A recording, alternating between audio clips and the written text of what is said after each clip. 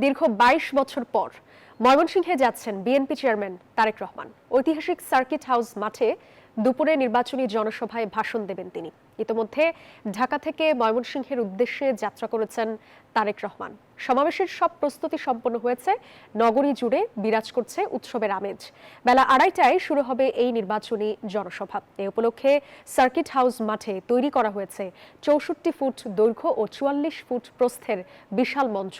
জনসভায় আগত মানুষের সুবিধার্থে ৭০টি মাইক এবং মঞ্চের দুই পাশে এলইডি স্ক্রিন বসানো হয়েছে। সকাল থেকেই সভাস্থলে ভিড় করছেন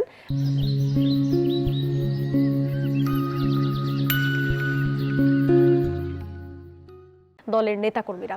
দীর্ঘ ২ দশকেরও বেশি সময় পর নেতাকে কাছে পাওয়ার আনন্দে উচ্ছ্বসিত তৃণমূলের কর্মীরা।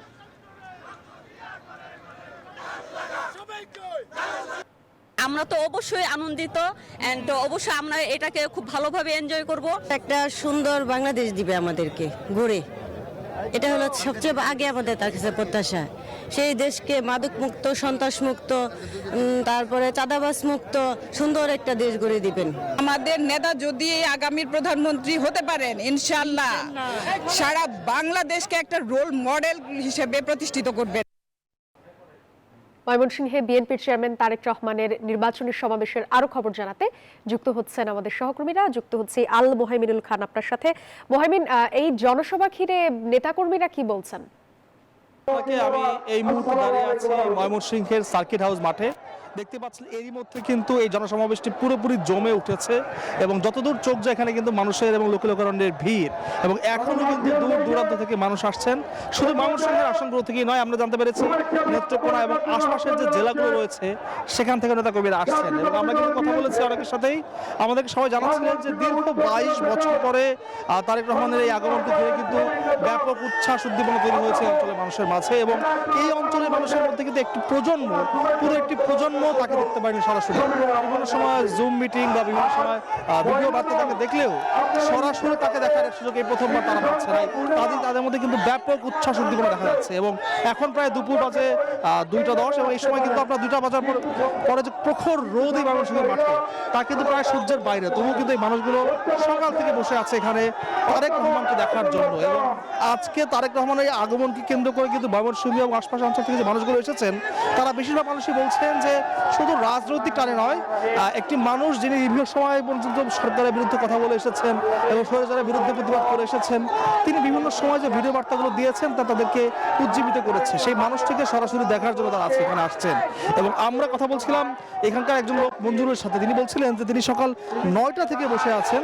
যদিও বা তিনি জানতেন যে দুপুরেই আসবেন তারেক রহমান, তবুও কোনো এক আগ্রহ থেকে তিনি কিন্তু আগে চলে এসেছেন এই সার্কিট হাউস মাঠে। এবং আজকে এই মাঠে কিন্তু দুপুর ২:৩০টার দিকে শুরু হবে মূল সমাবেশটি, এবং তখন কিন্তু তারেক রহমান আসলে তার যা আগামী নির্বাচন কেন্দ্রিক যে তার পরিকল্পনা এবং নির্বাচনের কেন্দ্রিক তাদের ইশতেহার, তা কিন্তু জানাবেন এখানকার সাধারণ ভোটারদেরকে। এবং এই নিয়ে কিন্তু শুধু ভোটাররাই নয়, বিএনপি নেতাকর্মীদের মধ্যে সবচেয়ে বেশি উচ্ছ্বাস দেখতে পাচ্ছি আমরা। তারা বলছিলেন যে তারা যে দীর্ঘদিন ধরে অপেক্ষা করছিলেন এই দিনটির অপেক্ষায়, যেদিন ময়মনসিংহের মাটিতে পা রাখবেন তারেক রহমান।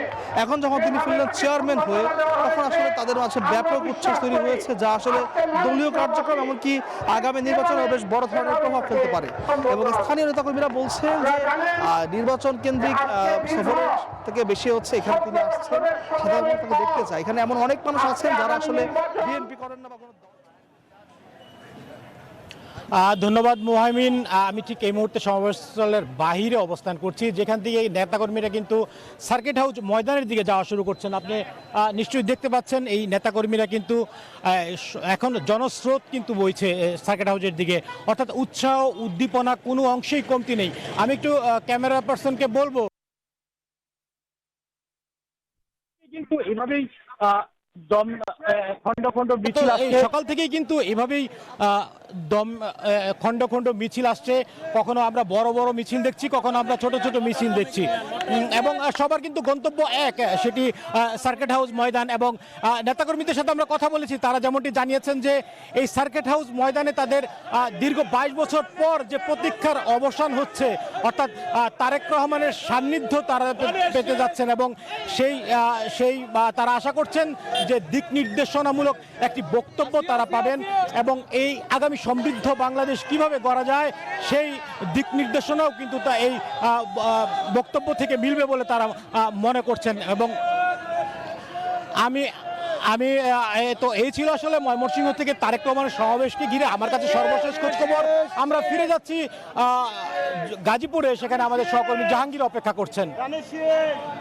ধন্যবাদ নোমান, আপনি আসলে যেমনটি বলছিলেন, আমি কিন্তু রয়েছি গাজীপুরের যে ঐতিহাসিক রাজবাড়ির মাঠ রয়েছে, সেই রাজবাড়ির মাঠে কিন্তু আজ সন্ধ্যায় বিএনপির চেয়ারম্যান তারেক রহমান আসার কথা রয়েছে এবং তারই সুবাদে কিন্তু গাজীপুরে যে প্রস্তুতি চলছে এবং মঞ্চ কিন্তু ইতিমধ্যে প্রস্তুত হয়ে গেছে এবং যে রাজবাড়ি ঐতিহাসিক মাঠে তিনি আসবেন, এর আগে কিন্তু তিনি 20 বছর 9 মাস 28 দিন আগে কিন্তু এই গাজীপুরে এসেছিলেন এবং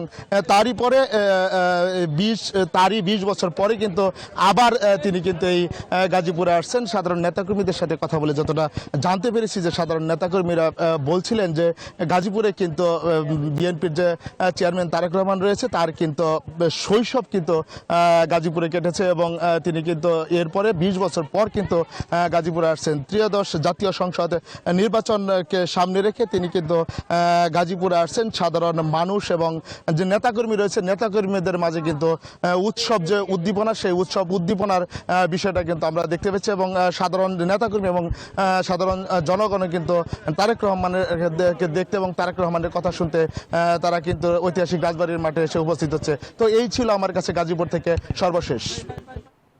ধন্যবাদ আপনাকে।